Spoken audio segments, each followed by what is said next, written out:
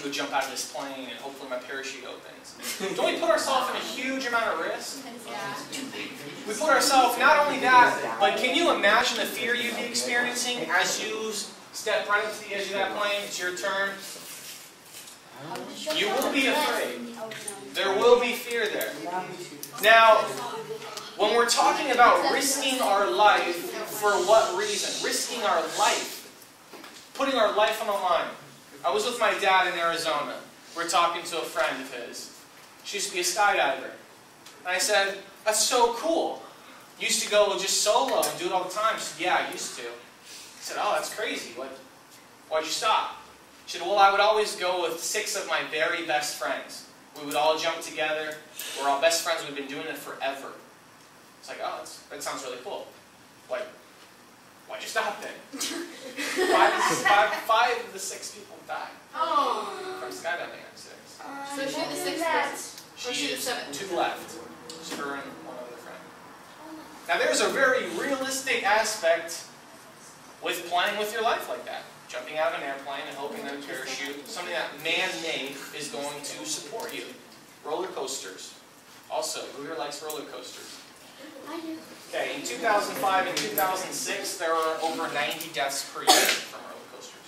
No, just kidding. Oh, Now, these are just facts.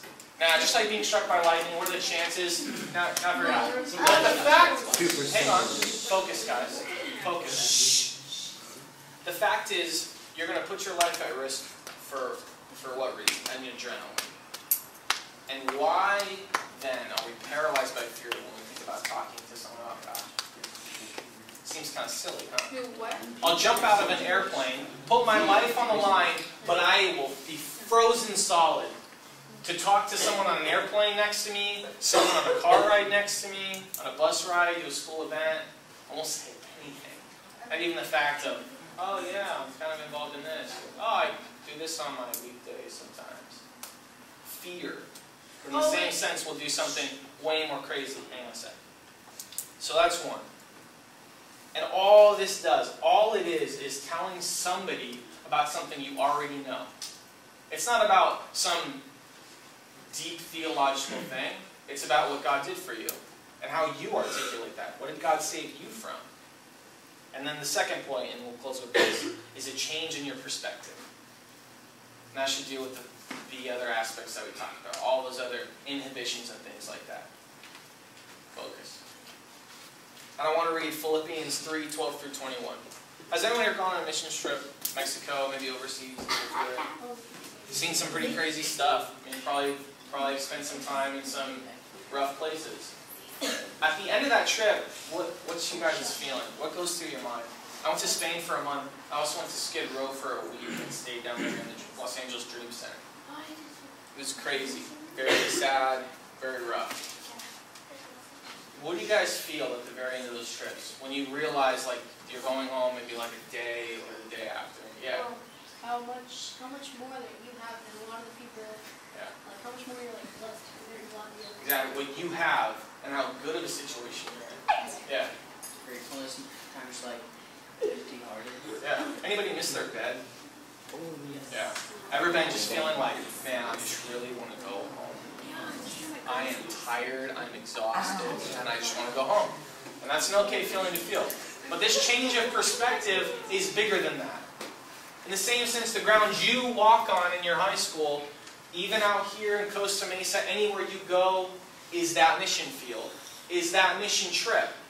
In the sense of, I just want to go home, is a feeling we should have about heaven as Christians. That's the long-term goal. Now, an interesting thing I heard was that if you look at your life right now, and you're a Christian, where you find yourself right now is the very worst it will ever be as a Christian. Your time on this earth is a very dull, small spark in the expanse of eternity. A tiny little pinpoint. God, the guy we serve, the big guy, is the author of time. So in that perspective, our time here, let's say questions for small group, is so short. Now, if you're not a Christian, and you don't have your faith in God, and And that story we started off with tonight, this is the very best it will ever get. The very best it will ever be. Now, for those of you that are on the other side thinking, wow, this is the worst it's going to get, man, I'm excited about heaven. That's going to be a sweet thing. What about the other guys? What about your other friends? What about the people that you're walking around with at high school or at junior high? Shouldn't they know? Don't you want to tell them?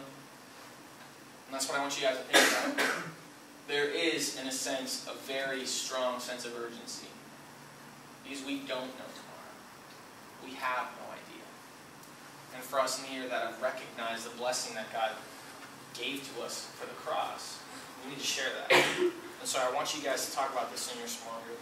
Talk about how you guys can share your faith with your friends at school. Different ways. How to be creative, one. And two, how can you guys support each other? Because we already established it's not going to be easy. It's not going to be fun. It's going to be uncomfortable.